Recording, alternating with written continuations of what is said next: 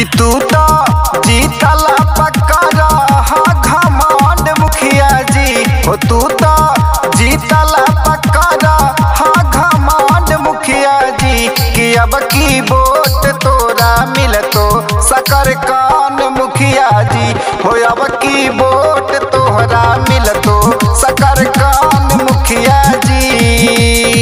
जनता के खा जहाँ फंड मुखिया जी जनता के खा जहाँ फंड मुखिया जी तब की वोट तोरा मिलतो सकर कान मुखिया जी हो। अब की वोट तोहरा मिलतो सकर कान मुखिया जी हो। बड़ी बोला हाथ सबसे लांद फांद मुखिया जी हो। बड़ी बोला हाथ सबसे लांद फांद मुखिया जी तब की वोट तोहरा मिलतो सकर कान मुखिया जी हो। अब